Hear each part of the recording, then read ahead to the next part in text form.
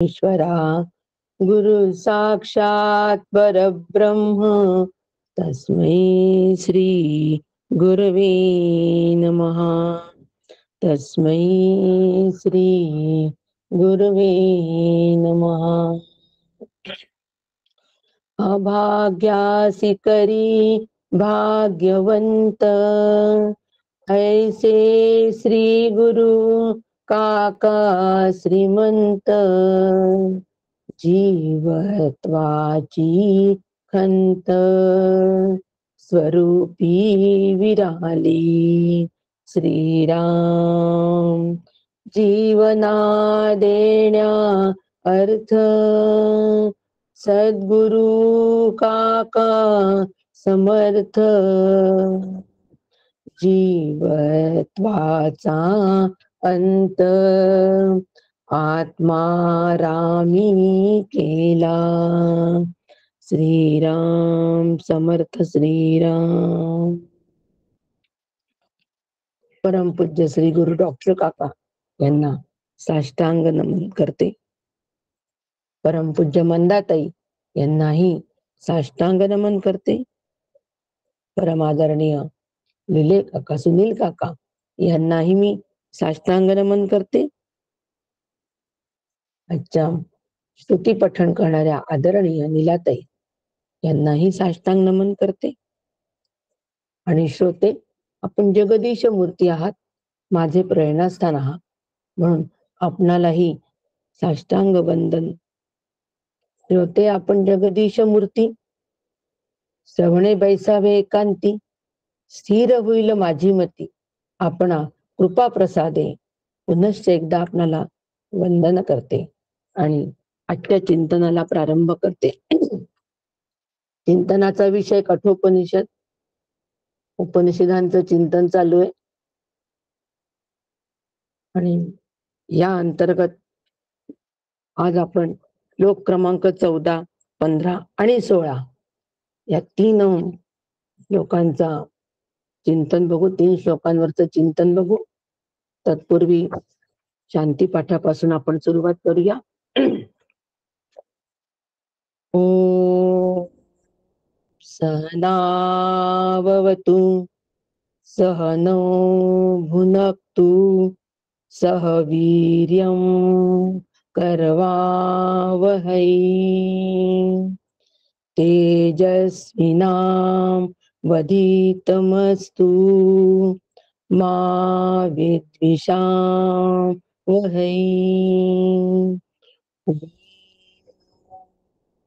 शांति शांति शांति। हरि ओम। श्री गुरुभ्यो नमः। हरि ओम। हरि ओम।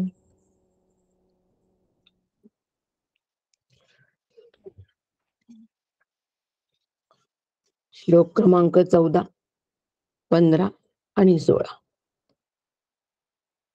प्रते ब्रवीमि तदुमे निबोध, स्वर्गम मग्नि नचिकेता प्रजानन, अनंत लोकाप्ति मथो प्रतिष्ठा, विद्धि त्वमेतं निहितं गुहाया।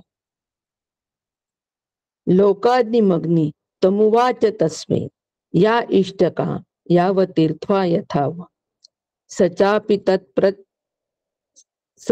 तत्प्रत्यवत् तद्दोक्तमथास्थ, मृत्युर् पुनर्रेवा तुष्टा।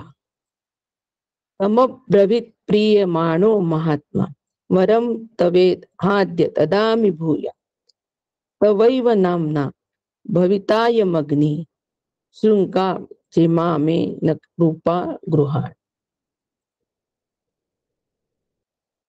आदरणीय नीलाताईंमुळे आज जे काही आपण वाचतो आहे, पठण करतो आहे, त्या रोजच्या पठणामुळे आपल्याला सहज वाचणं जमत आहे। तरी पण काही त्याच्यामध्ये वाचण्यामध्ये चुका असू शकतात, पण नीलाताई अत्यंत मोठ्या मनाच्या आणि त्या चुका पोटात घेतात याची पूर्ण खात्री असल्यामुळे आज त्यांच्यामुळे हे शक्य झालेलं आहे. 14, 15, 16 काल आपण बघितलं की दुसरा वर नचिकेतांनी यमदेवांना मागितला होता आणि त्या दुसऱ्या वराच्या माध्यमातून सर्वसामान्य जे मंदन मुमुक्षुत्व आहे, सर्वसामान्य लोक जे आहे की ज्यांना अजिबातच परमार्थाची ओढ नाही किंवा परमार्थ काय माहित नाही, अध्यात्म माहित नाही, असे जे असतात ते स्वर्गाच्या मागे असतात, स्वर्गप्राप्तीच्या मागे असतात. आणि म्हणून त्यांच्यासाठी, त्या लोकांसाठी नचिकेतांनी यमदेवांना वर मागितला. तत्पूर्वी स्वर्गाचं सुंदर असं वर्णन केलं. फार लोभस्वाण असं ते वर्णन होतं. ते वर्णन ऐकून असं क्षणभर वाटलं की खरं आपण का स्वर्ग प्राप्ती करावी नाही. परंतु साधकाच्या मनामध्ये हा विचारही शिवता कामा नये, असं म्हणून श्रुतीमध्ये या सगळ्याचं अत्यंत स्पष्टीकरण दिलेलं आहे की हा विचारी स्वर्ग प्राप्तीचा पण विचार नको शिवायला. कारण स्वर्ग प्राप्तीमध्ये जरी सुख असलं तरी सुद्धा ते सुख कायम टिकणारं नसतं, निरातिशय सुख नसतं. त्या सुखाची भोग संपल्यानंतर परत आम्हाला मर्त्य लोकांमध्ये यावंच लागतं. आणि म्हणून हे पक्क लक्षात राहावं म्हणून संपूर्णपणे 12व्या श्लोकामध्ये त्याचं फार सुंदर असं वर्णन, स्वर्गाचं वर्णन या ठिकाणी श्रुतीने केलेलं आहे. आणि त्या स्वर्ग प्राप्तीसाठी काय करावं लागतं, त्याची साधना, कोणतं साधन आहे हे साधनही मागून घेतलेलं आहे. आणि ते साधन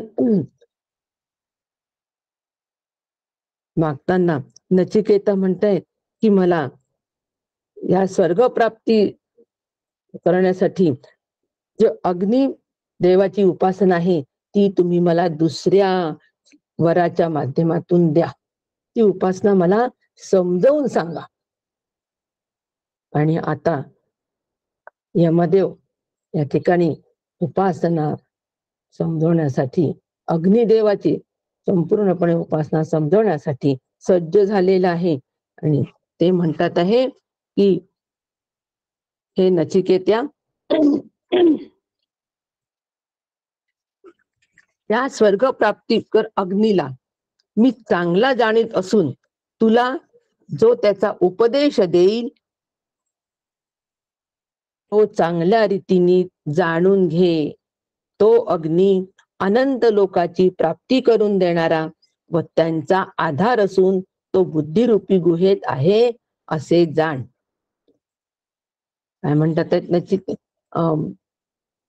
यमदेव काय म्हणतात आहेत की नचिकेता मी तुला सांगतो की ती अग्निविद्या तू चांगल्या प्रकारे माझ्याकडून जाणून घे, चांगल्या प्रकारे. आणि त्या अग्नीला म्हणजे त्या अग्निदेवाला, अग्निदेवतेच्या उपासनेला तू बुद्धिरूपी गुहेमध्ये स्थित जाण. विद्धी त्वमेतम निहितम गुहाया.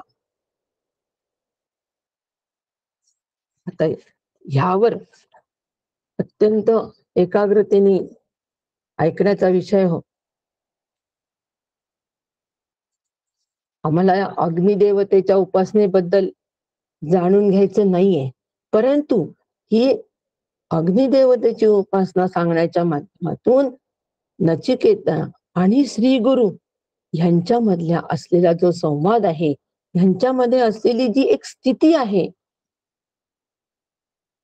स्थिती कशाची, अंतःकरणाची जी स्थिती आहे ती स्थिती माझी व्हावी, त्या अंतःकरणाची स्थिती माझी व्हावी, माझी असावी, ती मनोरचना मी ह्या श्लोकाच्या माध्यमातून तयार करून घ्यावी. कारण आचार्यांनी आम्हाला या आख्यायिकेमधून काय सांगितलं असेल तर या आख्यायिकेमधून आम्हाला आचार्यांनी ब्रह्मस्तुती सांगितलेली आहे. कालच आपण हा मुद्दा बघितला की ब्रह्मस्तुती सांगितली आहे आणि ब्रह्मस्तुती प्रत्यर्थ ही आख्यायिका आहे. काकांची सुंदर ओवी आहे की जया स्वर्गलोकी असं धरावी अग्नी ज्ञानी कास, ते मी जाणितो निशेष श्रवण करी. ज्याला स्वर्ग लोकाची आस आहे त्यांनी ह्या अग्निज्ञानेची कास धरावी, म्हणजे अग्नीच्या उपासनेची कास धरावी आणि ही उपासना करून स्वर्गलोक प्राप्त करून घ्यावा. आणि ही उपासना मी निशेष जाणतो, हे फार महत्वाचं आहे. निशेष जाणतो म्हणजे संपूर्णतः सर्वांगाने बारकाव्यानिशी त्यातील सूक्ष्मातील सूक्ष्म पदरानिशी जाणणं म्हणजे निशेष जाणणं. म्हणजे आता जाणण्यासाठी काहीही शेष राहत नाही, जाणण्यासाठी काहीही शेष नाही असं जे जाणणं आहे त्याला निशेष जाणणं असं म्हणतात. श्री गुरु ज्या वेळेला आम्हाला ब्रह्मज्ञान देतात, ब्रह्मविद्या देतात, तेव्हा ते निशेष ते जाणत असतात. आणि म्हणून ते आम्हाला परिपूर्ण अशा पद्धतीची ती ब्रह्मविद्या आम्हाला ते देत असतात.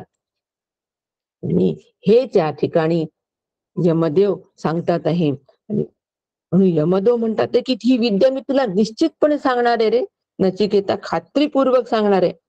कारण काय, का खात्रीपूर्वक सांगणार आहे आणि निश्चित सांगणार आहे? श्री गुरूंकडून आलेला निश्चित शब्द एवढा महत्वाचा असतो. मी तुला अनुग्रह देणार, अशा पद्धतीचे ज्या वेळेला श्री गुरु उद्गार काढतात, तत्पूर्वी आम्हाला श्री गुरूंकडे मागणं मागावं लागतं. गुरुदेवा अनुग्रहित करा, कृपांकित करा.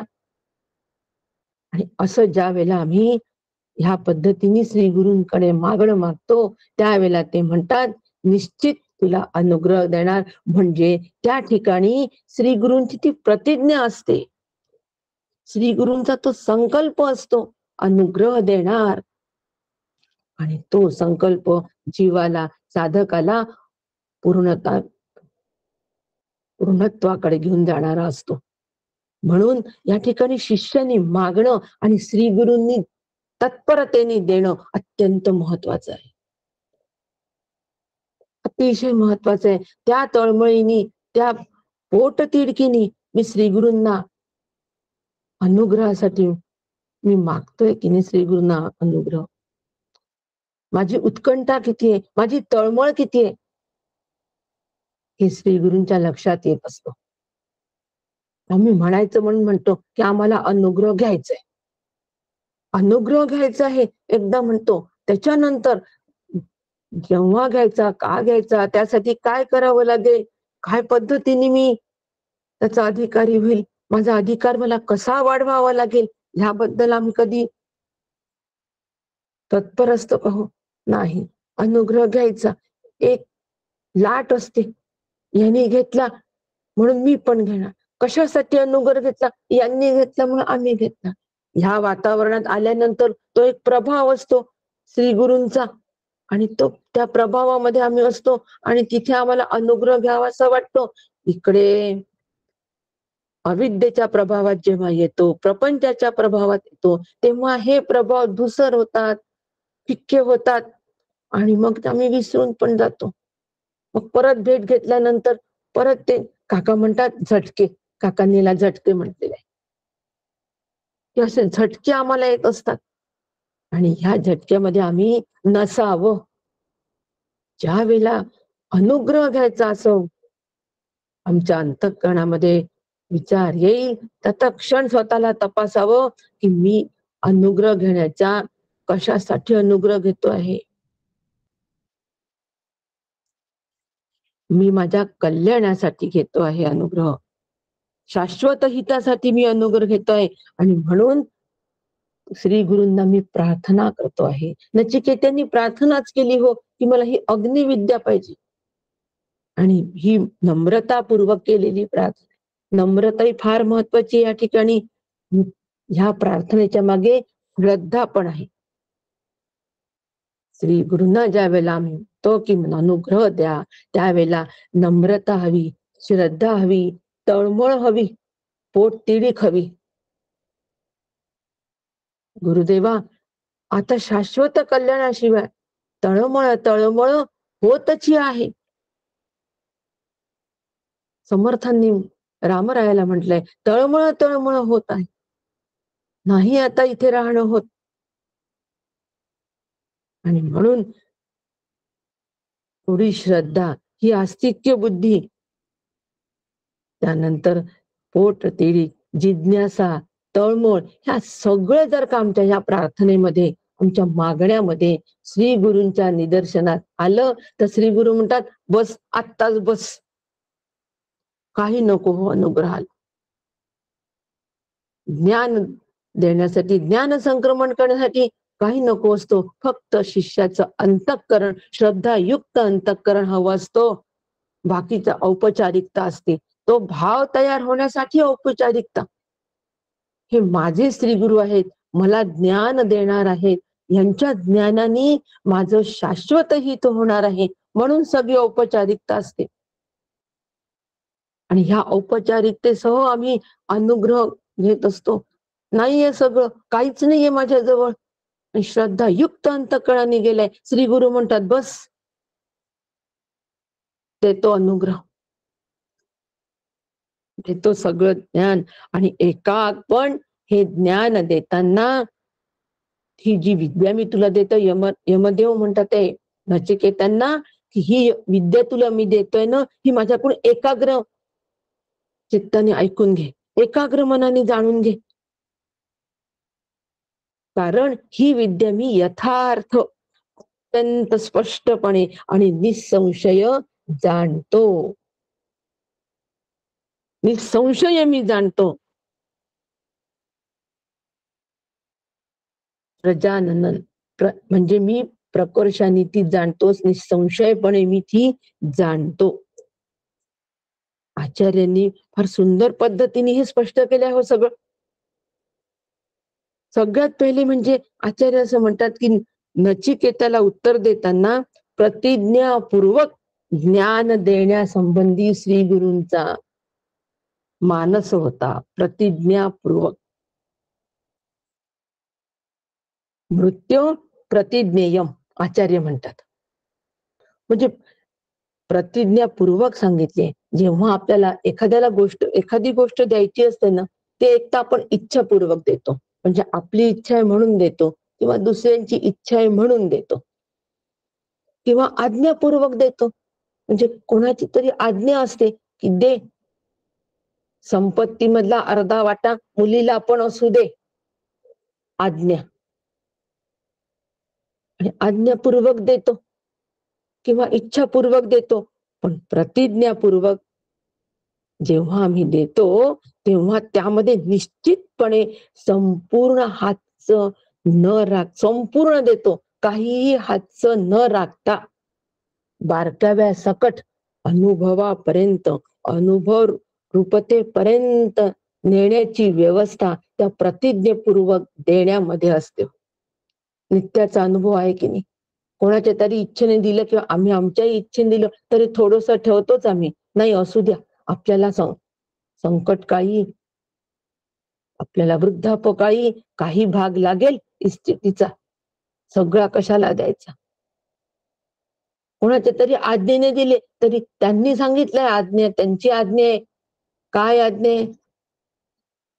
की 2 लाख दे, वरचे थोडे सांगितले द्यायला. म्हणजे काहीतरी कुठेतरी आपण हातचं राखून देतोच, व्यवहारामध्ये ही आपली सवय आहे.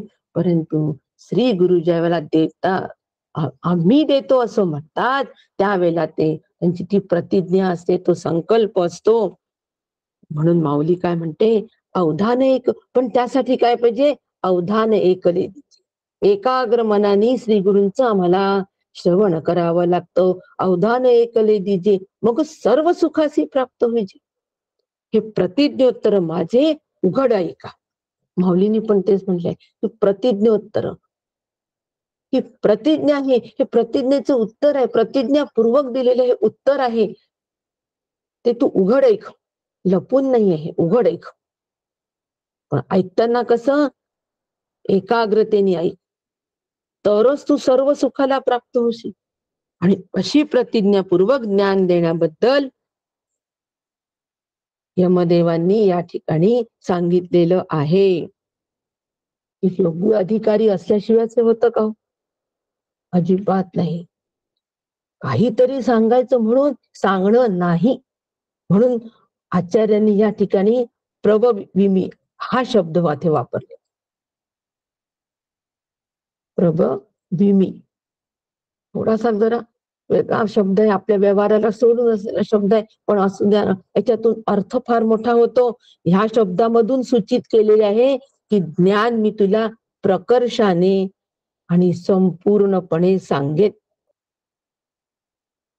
कारण ते यमदेवांना माहित होतं, प्रकर्षाने माहित होतं. प्रकर्षाने माहित असलेले ज्ञान प्रकर्षाने सांगणे हे फार महत्वाचं असतं. आपल्याला व्यवहारामध्ये याचा सगळा अनुभव असतो. जर का आपल्याला सगळं ज्ञान द्यायचं नसेल तर आपण कुठेतरी त्यामध्ये एक खुंटी मारूनच ठेवतो. मेख नाही म्हणत, मेख संतांची असते आणि खुंटी आपली असते. संतांची मेख का बरं असते? संतांना ती मेख मारून साधकाला सावध करायचं असतं आणि समोर न्यायचं असतं की तिथे तो अडला पाहिजे, त्याच्या मनामध्ये तो संशय आला पाहिजे आणि तो संशय मला फेडायचा आहे, म्हणून मेख मारून ठेवतात. आत्मारामामध्ये याची फार सुंदर मांडणी केलेली आहे. नाशिवंत दे असं जरी श्रीगुरु सांगतात आहे, तरी नाशिवंत दे सांगितल्यानंतर साधन सांगितले, साधन निरूपण आहे. तर शिष्य म्हणतात की कशाला आता मला साधनामध्ये तुम्ही अडकवता? आणि म्हणून श्री गुरु म्हणतात की त्या नाशिवंताचं स्वरूप तुला संपूर्णपणे न कळल्यामुळे तिथे ती मेख त्यांनी मारून ठेवली. म्हणून संतांची मेख असते शिष्याला स्वरूपापर्यंत घेऊन जाण्यासाठी, आणि सामान्य माणसाची व्यवहारकालीन व्यवहार करताना खुंटी मारून ठेवतात त्याची अडवणूक करण्यासाठी. आणि म्हणून या ठिकाणी सगळीच्या सगळी विद्या प्रकर्षाने यमदेव नचिकेताला देणार आहे. श्री गुरु आम्हाला सगळीच्या सगळी आत्मविद्या ब्रह्मविद्या देत असतात, संपूर्ण ज्ञान देत असतात. ज्या क्षणी अनुग्रह झाला त्याच क्षणी जीव मुक्त होतो आहे समर्थांची ओवी. त्याच क्षणी मुक्त होतो. सगळं दिल्याशिवाय होतो का? त्याच क्षणी मुक्त अजिबात नाही. आम्हाला ते कळत नसतो की सगळं ज्ञान आम्हाला आलेलं आहे, कारण आमचा अधिकार त्या ठिकाणी कमी पडतो.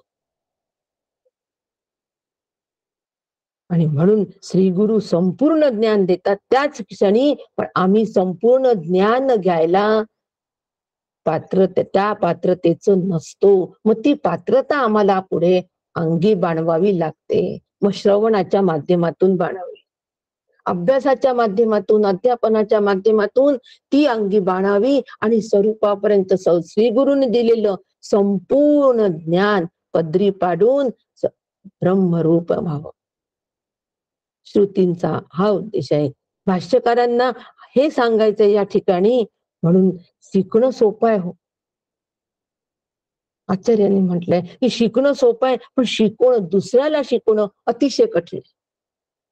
कारण दुसऱ्याला ज्या वेळेला शिकवायचं असतो त्यावेळेला सर्वांगी ज्ञान बारीक सारीक तपशिलासह आणि सर्व सूक्ष्म रीतीने सूक्ष्म बारकाव्यासह ते ज्ञान असणं आवश्यक आहे. ज्याला शिकवायचंय त्याला. असं थातूर मातूर वाचल्याने, थातूर मातूर अभ्यास केल्याने दुसऱ्यांना आपण सांगू नाही शकत. सांगताना मला तो विषय संपूर्ण आकलन झाला पाहिजे. बुद्धीच्या स्तरावर तो आकलन झाला पाहिजे, आचरणाच्या स्तरावर आकलन झाला पाहिजे. त्याला आत्मसात असं म्हणतात. म्हणून अभ्यास करून प्रगट व्हावे समर्थ म्हणतात. अभ्यास करा आणि मग प्रगट व्हा. अभ्यास न करता प्रगट व्हाल तर तुम्ही नासून जाल. म्हणजे त्यात अभ्यासामध्ये सामर्थ्य नसेल, तेजस्विता नसेल, तेज आणि सामर्थ्य नसेल, ज्ञानवन्नी जर तिथे प्रगट झाला नसेल तर दुसऱ्यांना सांगून काहीही उपयोग होत नाही. म्हणून वाणीमध्ये तेज हवं, ज्ञानामध्ये सामर्थ्य हवं. वाणीत सामर्थ्य, ज्ञानात तेज. थोडस हे झालं होतं. वाणीमध्ये सामर्थ्य, संस्कारक्षम वाणी हवी आणि ज्ञानामध्ये तेज हवं, प्रकाश हवा. म्हणजे त्या ज्ञानाने अंतर्बाह्य साधक बदलूनच गेला पाहिजे.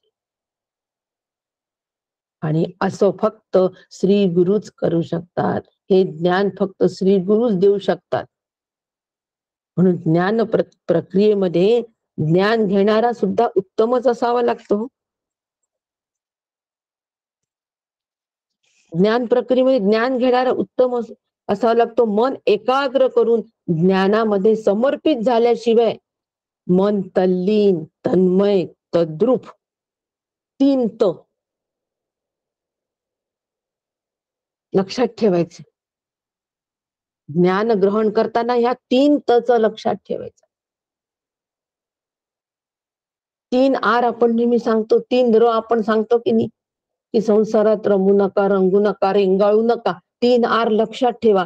तसं संसारामध्ये 3 आरचं लक्षात जसं ठेवायचं आहे, अगदी त्याप्रमाणे आम्ही ज्ञान घेताना, ज्ञान ग्रहण करताना ह्या 3 तचा नेहमी पाठपुरावा करावा. आणि ह्या 3 त मध्ये आम्ही बसतोय का? त बर का, तलवारीचा त. जर स्पष्ट झालं नसेल तर अधिक सांगते. कोणतं? तल्लीन, तन्मय, तद्रूप. ज्ञान श्रवण कालीन आम्ही तल्लीन झालोय का? आम्ही तद्रूप झालोय का? आणि आम्ही तन्मय झालोय का? आम्ही जर तल्लीन झालो असेल तर तन्मय आणि तद्रूपता ताबडतोब येते. अरे वेळ कसा गेला कळला नाही, कालाच्या अतीत झालो. बाकीच्या कोणत्याच गोष्टीचं ध्यान आम्हाला भान नाही. मी कोण आहे याचं भान नाही. मला काय करायचंय नंतर याचं भान नाही. श्रवणामध्ये तल्लीन झालो, तद्रूप झालो. तद्रूप झाल्यामुळे मी कोण आहे याचं भान तिथे संपलं. फक्त आनंदच तिथे शिल्लक आहे. तद्रूप झाल्यामुळे काळाचं, वेळेचं, स्थानाचं भान संपलं. कालातीत, स्थलातीत. आणि असं जर होत असेल तर आम्ही ज्ञान घेण्यास सक्षम आहोत. म्हणून श्रुतीचं श्रवण ज्यावेळेला आम्ही करतो ना हो, त्यावेळेला फिरता फिरता श्रवण करू नका. बोलता बोलता श्रवण करू नका. पूजा करता करता श्रवण करू नका. एकीकडे मंत्र सुरू, एकीकडे श्रवण सुरू. कसं शक्य आहे? एक कान मंत्र ऐकतोय, एक कान श्रुती श्रवण करतोय. आता दोघांचं झालं मिश्रण. आणि मिश्रणातून काय हाती येईल? काहीच नाही. खूप छान प्रवचन झालं एवढंच हाती येईल. आम्हाला खूप छान प्रवचन झालं एवढ्यासाठी ऐकायचं नाहीये. मला छान रूप तत्वाला, मला त्या सुंदर तत्वाला प्राप्त होण्यासाठी श्रवण करायचं आहे. म्हणून संपूर्ण एकाग्रता, जिज्ञासा.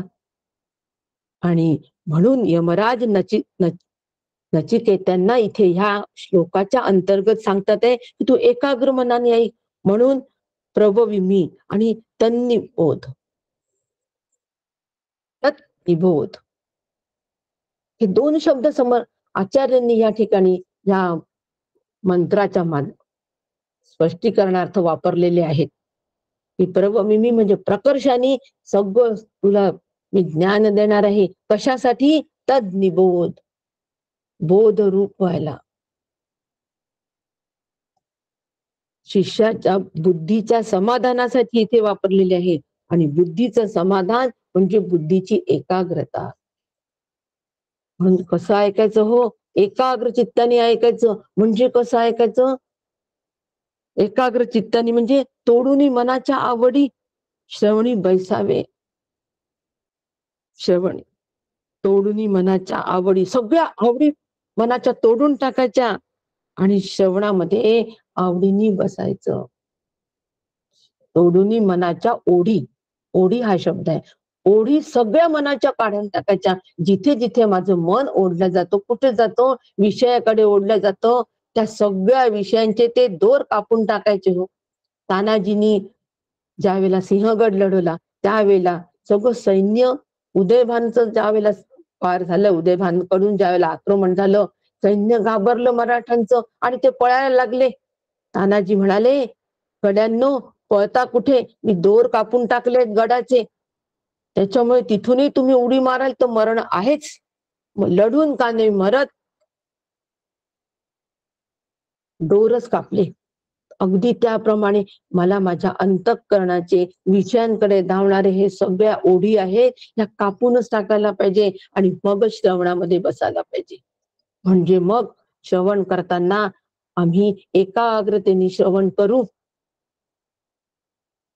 आणि मग आम्हाला सूचना सुद्धा कराव्या लागणार नाही. एकाग्रतेने श्रवण अत्यंत महत्वाचं, एकाग्रतेने.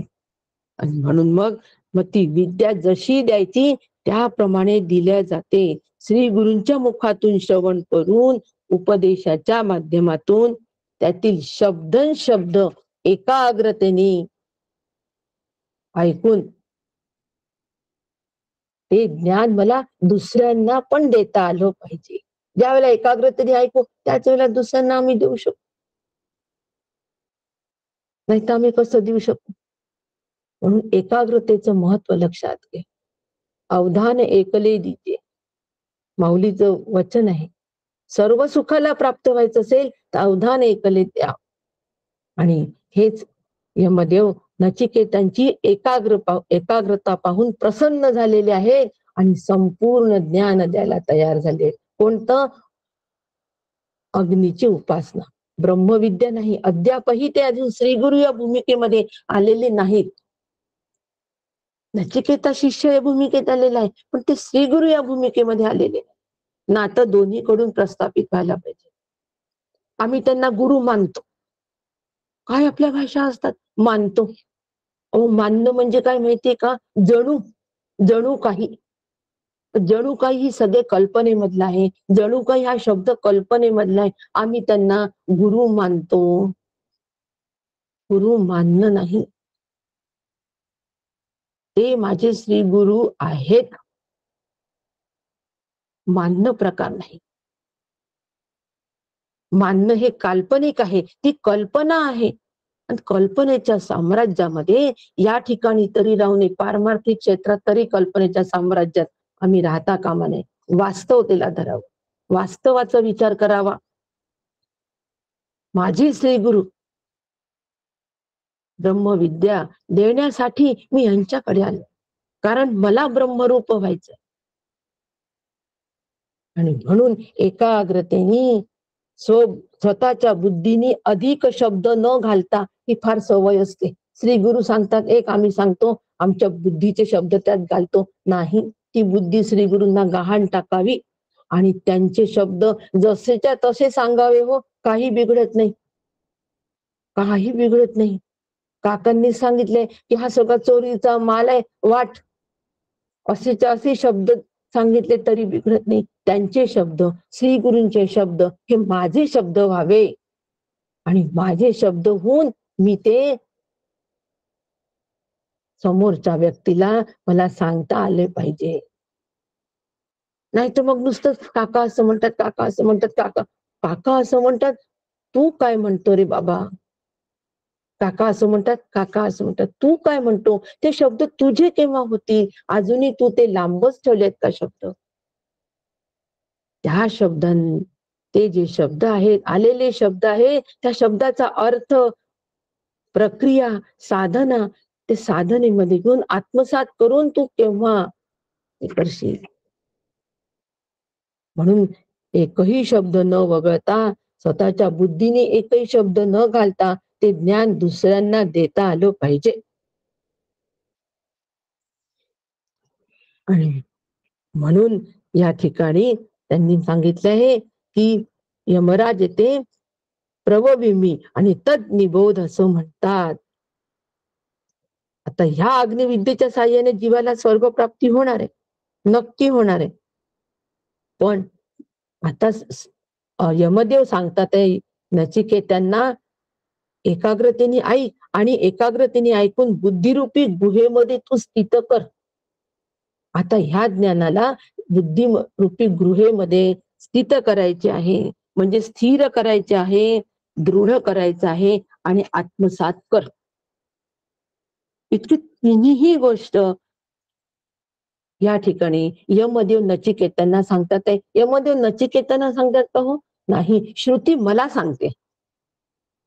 अग्निविद्या शिकायला श्रुती सांगत नाहीये, पण ब्रह्मविद्येची स्तुती आहे. तर ब्रह्मविद्या श्रवण करतो त्यावेळेला कशा पद्धतीने श्रवण कर ह्याचा आम्हाला मार्गदर्शन श्रुती आचार्य श्रुतींच्या श्लोकांच्या माध्यमातून आम्हाला सांगतात आहे की जी विद्या मी तुला देतो आहे ती ग्रहण करताना तू आपल्या बुद्धीमध्ये स्थित कर, स्थिर कर, स्थित कर, मग स्थिर कर म्हणजे दृढ कर आणि मग आत्मसात कर. शास्त्र श्रवणे दृढ ज्ञान. शास्त्राच्या श्रवणाने ते ज्ञान तू दृढ कर पहिले. आधीचे देहादी जगताचे मिथ्या जगताचे जे संस्कार आहेत ते संस्कार आधी काढायचे, जुना रंग खरडायचा आणि त्या ठिकाणी हे आत्मविषयक विचार जे आहे, आत्मविचार जे आहेत, हा आत्मविचार त्या ठिकाणी रोवायचा, जुना रंग खरडून नवीन रंग लावायचा.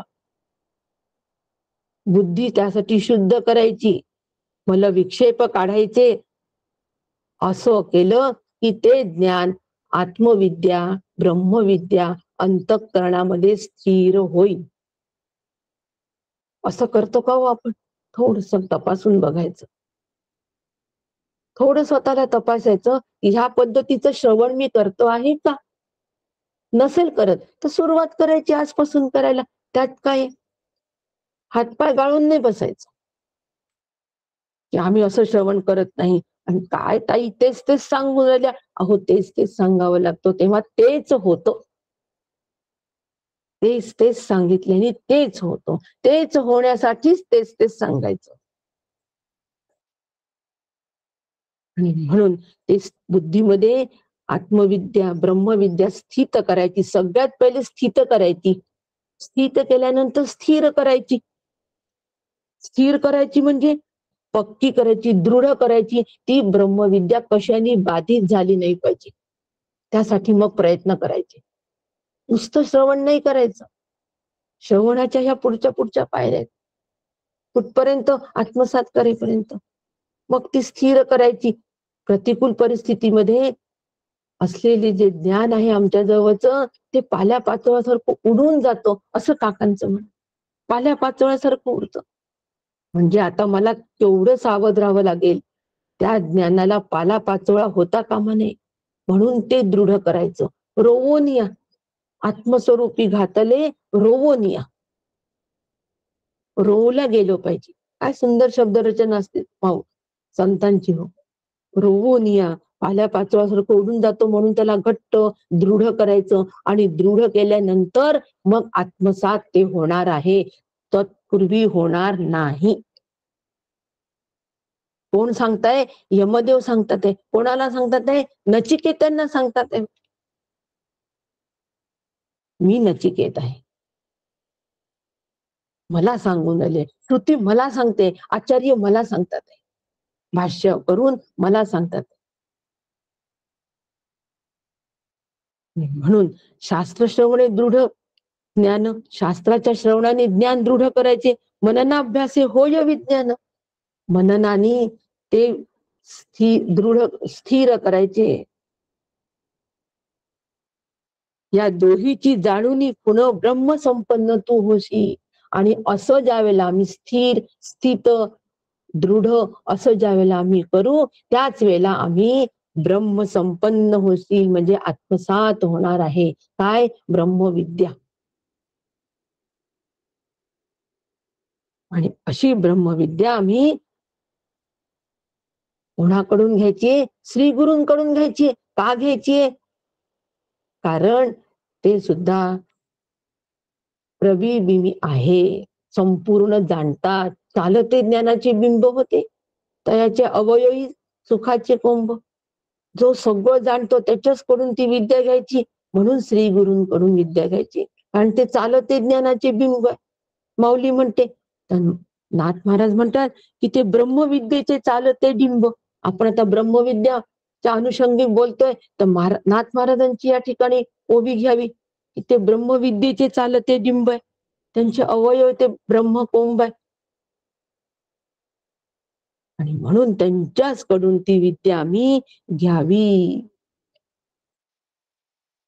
प्रभविमी तद्निबोध इतीच शिष्य बुद्धी समानार्थ वचनम, असं आचार्य म्हणतात. आणि म्हणून या ठिकाणी अशा पद्धतीने आम्ही या हे जे ज्ञान आहे, हे ज्ञान आम्हाला आमच्या बुद्धिरूपी गुहेमध्ये स्थिर करायचं, दृढ करायचं, आत्मसात करायचं. म्हणून श्रोते आपण जगदीश मूर्ती श्रवणे बैसावे एकांती. आपण एकांत एक तत्वावर ज्या वेळेला आपण स्थिर व्हाल, स्थिर होईल माझी मती, त्याच वेळेला आपल्या कृपा प्रसादाने माझी मती पण स्थिर होईल.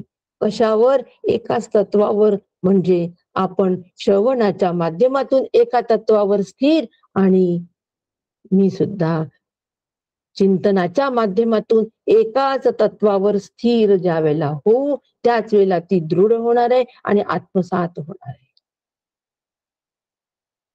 अशा पद्धतीने श्रवणाचं याच्यामध्ये आम्ही इतकं सावध असावं. आणि म्हणून श्रुती आता पुढचं वर्णन करते, की पुढच्या वर्णनामध्ये श्रुती असं म्हणते आहे श्लोकामध्ये, नंतर यमानी काय केलं, यमदेवानी नंतर सर्व जगताचं कारण असणाऱ्या अग्नीचं स्वरूप सांगितलं. लोकानिमग्नी तमुवाच तस्मै. ह्या मंत्रांतर्गत सगळं अग्नीचं स्वरूप सांगितलंय. अग्निविद्येमध्ये कोणत्या प्रकारच्या विटा असतात, आता हे सगळा याचा भाग झाला संपूर्णपणे. यज्ञविधीचा तो भाग झाला, त्या उपासनेचा भाग झाला. नचिकेत्यानी जशी यमराजाकडून ती विद्या श्रवण केली, तशीच यमराजाला पुन्हा सांगितले. आणि ते ऐकून यमराज अत्यंत संतुष्ट झाले. अथास्त मृत्यू पुनरेवा तुष्टा. यमदेव परत संतुष्ट झाले. श्रुती सांगते या ठिकाणी, आचार्य म्हणतात या ठिकाणी, आचार्यांनी फार सुंदर सांगितलेले आहे. इथे अग्नीला लोकादी असं विशेषण वापरले.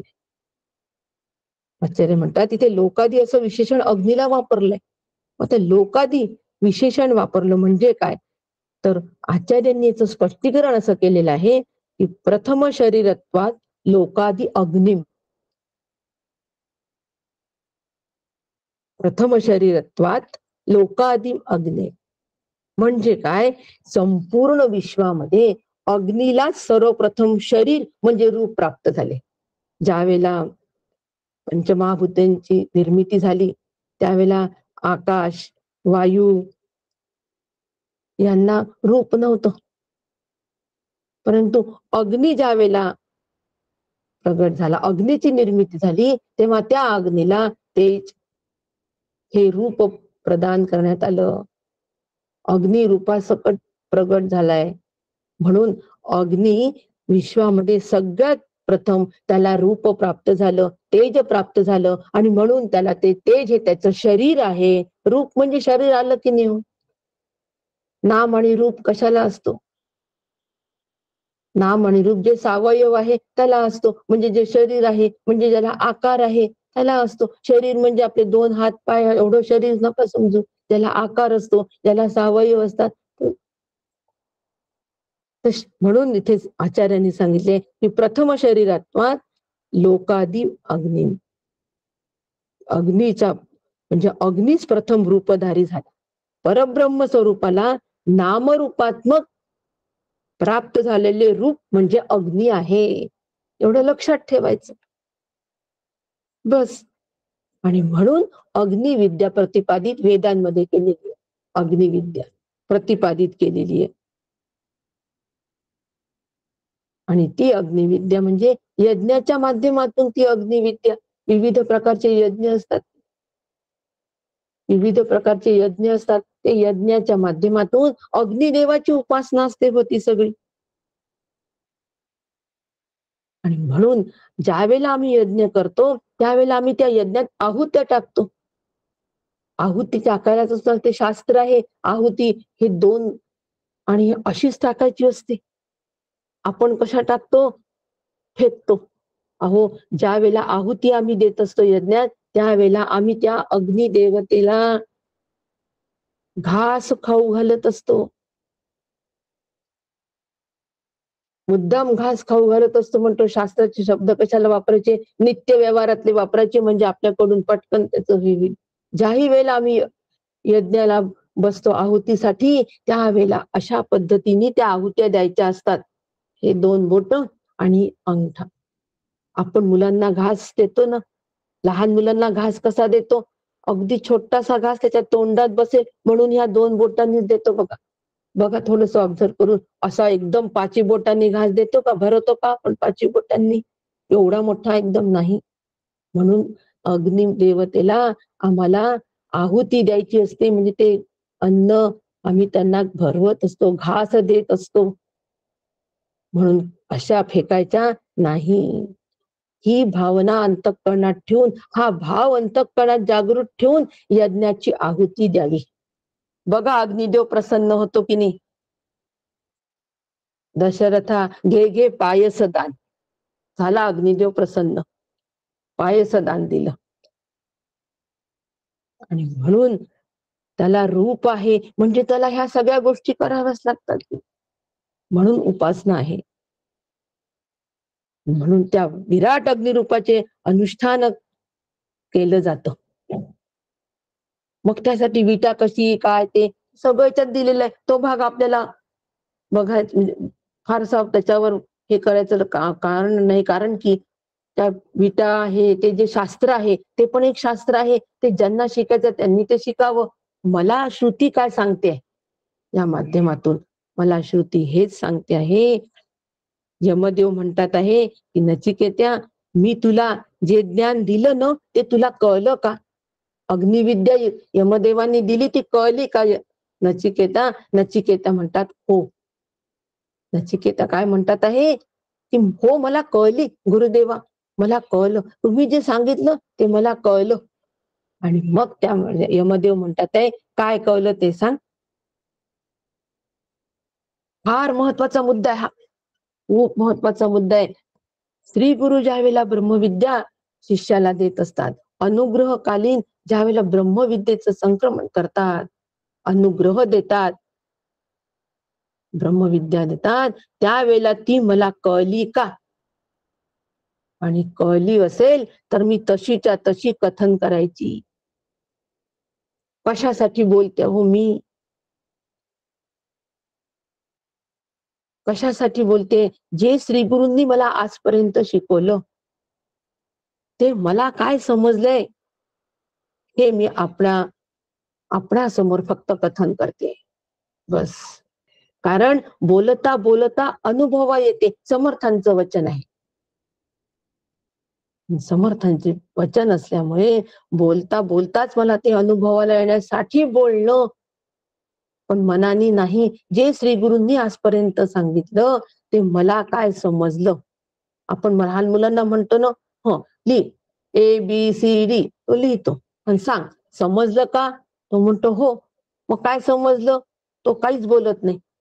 अरे मग तुला समजलं कसं म्हटलं? नुसतंच हो म्हटलं. म्हणायचं म्हणून हो म्हणतो आम्ही. श्री गुरु म्हणतात समजलं का बाळा? हो गुरुदेवा सगळं समजलं. आणि तिथून उठून बाहेर आल्यानंतर ते सगळं समजलेलं सगळं काय होतं? गमावल्या जातं. परत आम्ही प्रपंचामध्ये तसंच काहीच फरक नाही. सुखामध्ये हुरळतोय, दुःखामध्ये होरपळतोय. मग काय समजलं रे बाबा तुला? आनंद रूपता समजली का? हो. आनंद हा शब्द आम्ही इतका गुळगुळीत करून ठेवलाय, इतका निसरडा करून ठेवलाय. पाण्यामध्ये दगड असतात की नाही? नदीमध्ये दगड असतात, शेवाळले जातात, किती गुळगुळीत असतात. त्याच्यावरून आमचा पाय घसरतो, पडतो निसरडे. एवढा आम्ही आनंद शब्द हा इतका गुळगुळीत करून ठेवलाय की आम्ही आनंद शब्द वापरताना जराही सावध नसतो.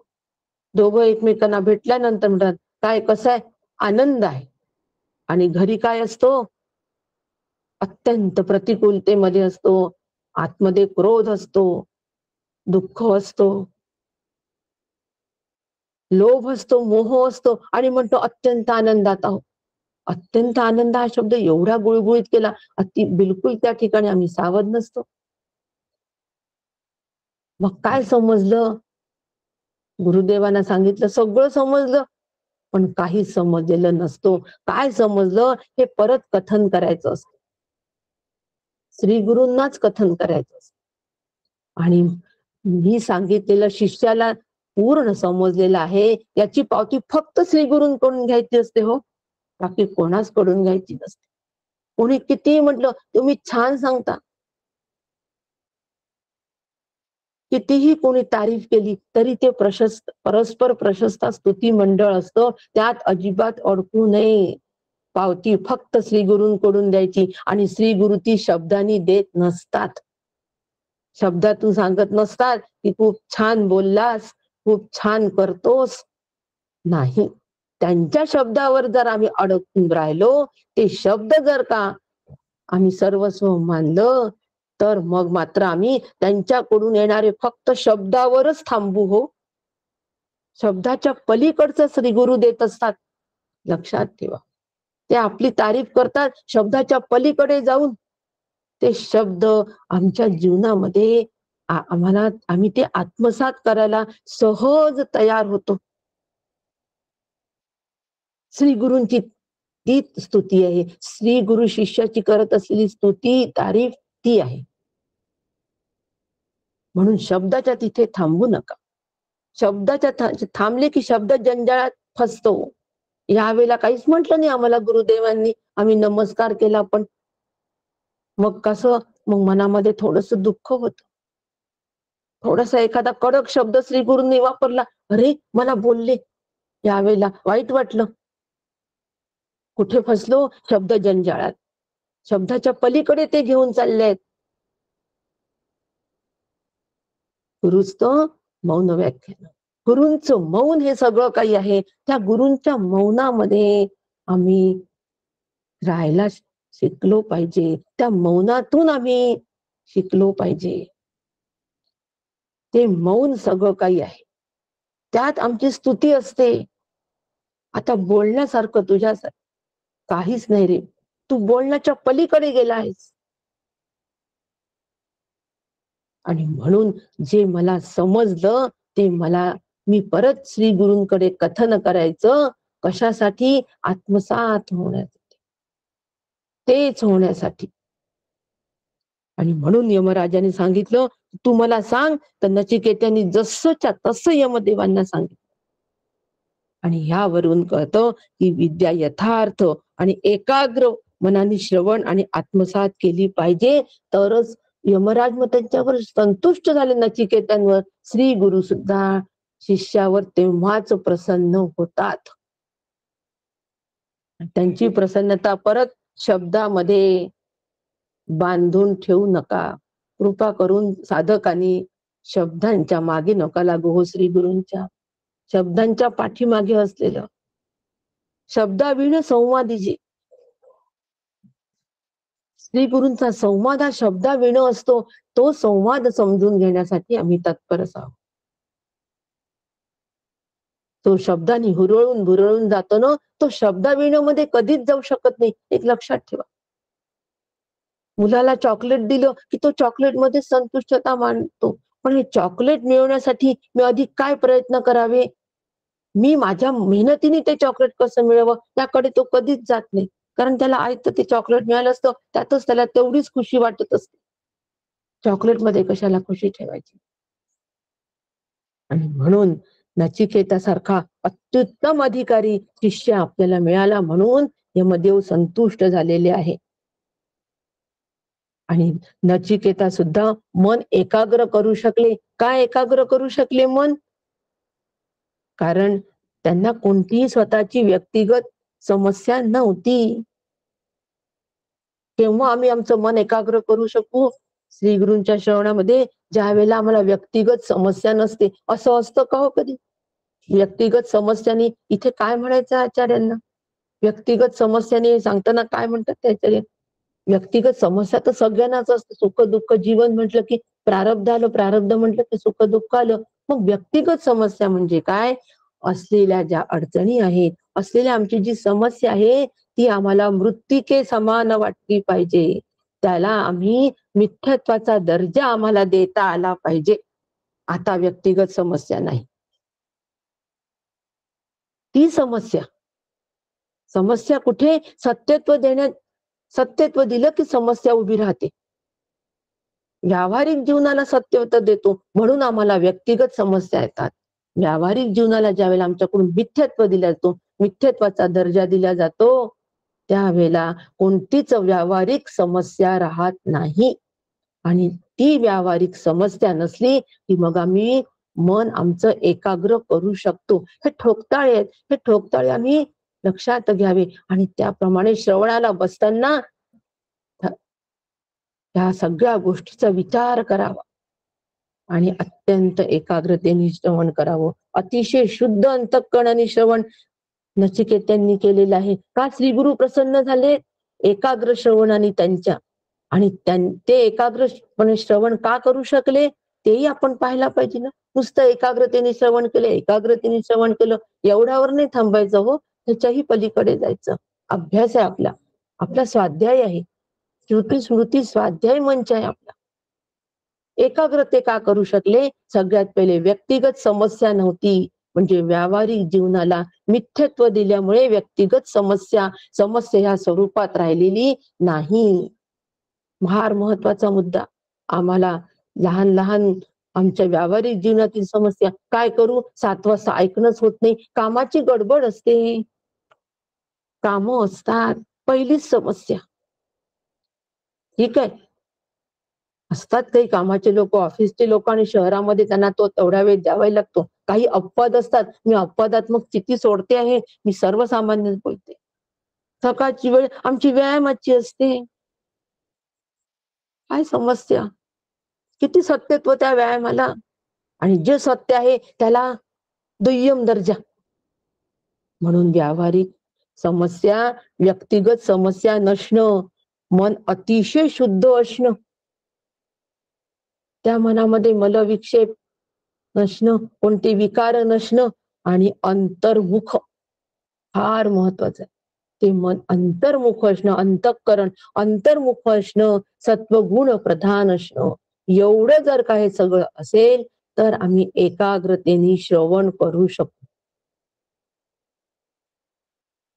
आणि असं ज्या वेळेला आम्ही श्रवण करू तेव्हाच आम्ही परिपक्व ज्ञानाचे अधिकारी होऊ आणि ते ज्ञान आमच्या अंगात मुरेल, रुजेल, रोवल्या जाईल. बी रोवतं ना जमिनीमध्ये, तत्पूर्वी त्या जमिनीची किती मशागत करावी लागते हो, तेव्हाच ते बी रोवल्या जातं आणि त्याला अंकुर फुटतो.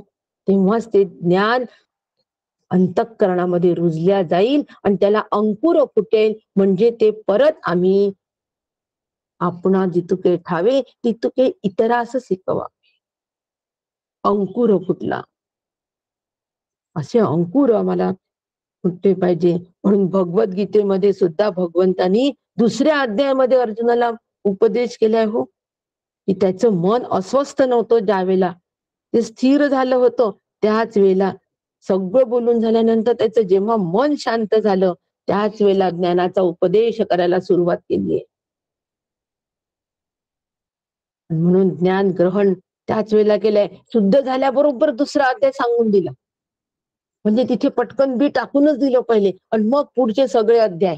ते बी, त्या बीला अंकुरित करायला काय काय आवश्यक आहे, खत पाणी मशागत कशी करावी लागेल बी अंकुरित करण्यासाठी, त्याच्यासाठी पुढचे सगळे अध्याय सांगितले. पण बी तर पटकन टाकूनच दिलं. तसं आम्ही सुद्धा ब्रह्मविद्या श्री गुरूंकडून ग्रहण करतो तर अनुकूल परिस्थिती मनाची असते, पटकन बी टाकून घ्या. प्रभाते मनी म्हणून समर्थ म्हणतात, प्रभाते मनी. अनुकूल ते आहे, अंतःकरण अनुकूल आहे, बी टाकून घ्या ज्ञानाचं. मग त्याची मशागत कशी करायची ती बाकीच्या दिवसभर पाहता येईल. आधी बी तर रोवा. त्याच्यामध्ये. आणि म्हणून ज्ञान ग्रहण करण्यासाठी आमचं अंतःकरण हे अनुकूल शांत हवं, तरच ते ज्ञान श्रवणामध्ये एकाग्र होतं, असं आम्हाला श्रुती सांगते आहे. नचिकेत आणि यमदेवांच्या संवादामधून, यमदेव आणि नचिकेतांच्या संवादातून श्रुती आम्हाला काय करते आहे, ज्ञान देते आहे, ब्रह्मविद्येचं महत्व सांगते, ज्ञान ग्रहण करते आहे. आणि असं शुद्ध मन आणि प्रसन्न ज्ञान ग्रहण शक्ती, अद्वितीय एकाग्रता पाहून श्री गुरु प्रसन्न होतात. आणि मग प्रसन्न झाल्यानंतर श्री गुरु आम्हाला म्हणतात की माग तुला काय हवं ते. म्हणून यमदेव म्हणतात, चल तुला अजून एक मी वर देतो. म्हणून ती चौथा वर दिला. 3 वर दिलेच होते आधी, आणि हा चौथाही वर दिलेला आहे. आता हे आपले 2 श्लोक आज पूर्ण झालेले आहेत. उद्या आपण ह्याच्या पुढचा श्लोक 16वा श्लोक पाहू. आज या ठिकाणी थांबते. श्रवण एकाग्रतेने कसं करायचं, एकाग्रतेने केलेलं श्रवण परत तत् श्रवणम तत् कथनम, कथन कसं करायचं, त्याच्यातून ऐक्य कसं साधायचं, या सगळ्या गोष्टीचा उहापोह श्रुतीने आज केलेला आहे, स्पष्ट केलेला आहे. म्हणून भाष्यकारा ते वाट पुसतो, म्हणून भाष्यकारांना वाट विचारायची. असं एकाग्रतेने श्रवण आपल्या सगळ्यांचं हो, अशी श्री गुरुचरणी प्रार्थना करते. चिंतनाला विराम देते. रामकृष्ण हरी. रामकृष्ण हरी.